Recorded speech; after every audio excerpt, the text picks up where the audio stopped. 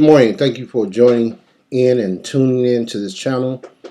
Um, I have just a few minutes a message that I would like to share with those that listen to me.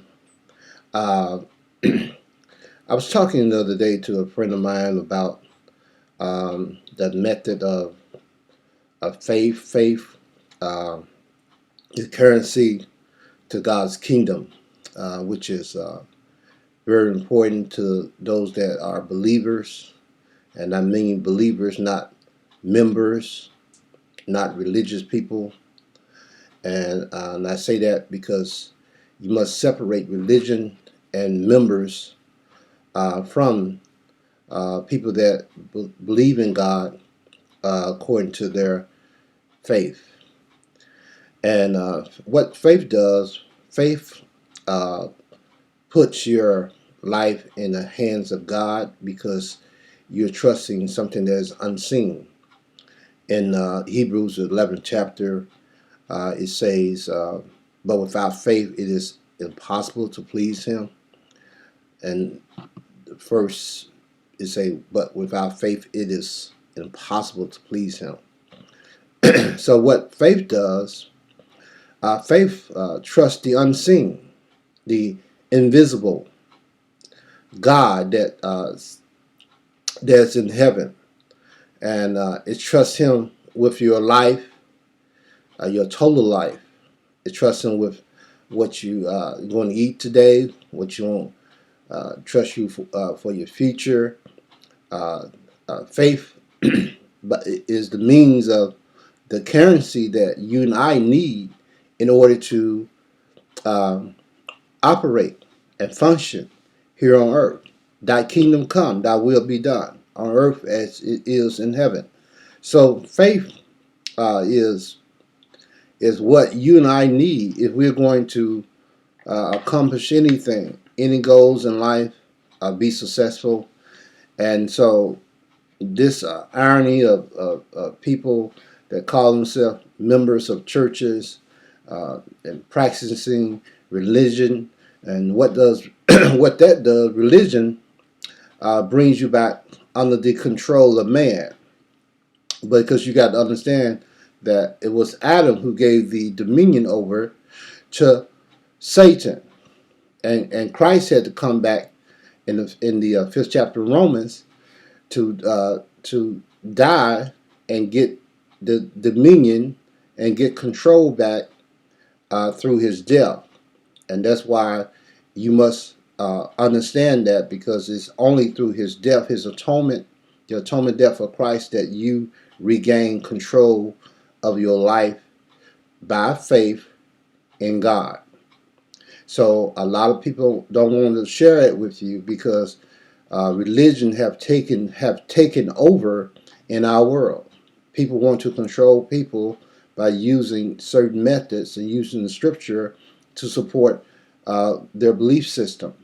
So what do opposite of faith is fear. It's unbelief. It's not belief, because you go back to Abraham.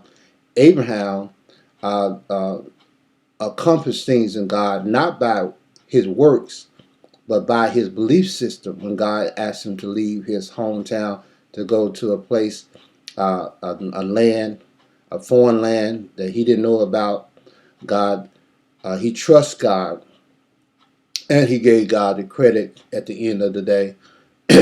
And God gave him a nation and added descendants to this nation. And Abraham, based on his belief system, he believed, and God accounted to his righteousness. He believed in what God said, and he moved on what God said. And so people don't like that, because people want to see what's going on. But when you are a true worshiper of God, you trust him by faith and believe in what he said, and his word says this, and you believe it, and you act on it. Okay? So unbelief says, unbelief, a person that is unbeliever, a person that truly walk in fear, don't walk in faith, a religious person, a member of a church. They want to be a member, not understanding that they have more. It's more to just being a member. Unbelief says, let's go back to where it's safe. Let's go back to where it's safe. Believe me, people that are unbelievers and people that do not believe in God, they always want to go back to the past. That's because they feel safe. When you saw that situation that happened at the Capitol a couple of weeks ago, those people want to go back to the past. Why? Because they feel safe. They can't see the future. And Satan won't let them because Satan controls them. So again, understand what I'm saying, because this is very important. If you are an unbeliever, if you don't believe in God, if you're struggling in church, they calling you a member of a church and all that kind of stuff, they are controlling what you hear, controlling what you see, and they're teaching you something other than walking by faith and believing in the unseen, invisible God in heaven. And you can have access to Him today by trusting Him and trusting what He done on the cross and believing what He done on the cross for you and delivering you from yourself and giving you freedom. And see, that's what religion don't. Religion do not want you to be free. It don't. It wants you to be under control, under spell, where you follow folks that's not going anywhere. They want to go back. They want to feel safe. They want to collect money in churches, not do nothing with it. They threaten you with tithes and offering and all this foolishness. Someone out there know I'm telling the truth. So God doesn't really need your money. God needs you. If He gets you, He gets your money. But He doesn't need your money first. And preachers need to stop preaching that He needs your money first. No, He needs you. Yeah. Paul said Macedonia, the church gave, but they first gave themselves. You got to give yourself first. Then God get everything else. Not just you. God does not just want your money. He wants you, and wants you to serve the world. Not just serve Him, you serve the world. Because if you're worshiping and serving Him, you're going to serve people. And that's what we need today. We need people serving folks in the world like Jesus did. So unbelief says, let's go back to where it's safe. But faith says, let's go forward to where God is working. That's what faith says. Let's go forward to where God is working. And if you're a disciple of Jesus Christ, that means a follower of Him, a learner, and following His doctrine, His word, you want to go forward where He is working and where He can work in your life. And stop believing all this stuff that is going on in the churches, these folks preaching about these different stuff, because again, they getting away from grace and going back under the law, and because they want to control your movement just like the government. They want to control everything that's going on in your life. And this is what it's all about. Control your bank account and all this foolishness.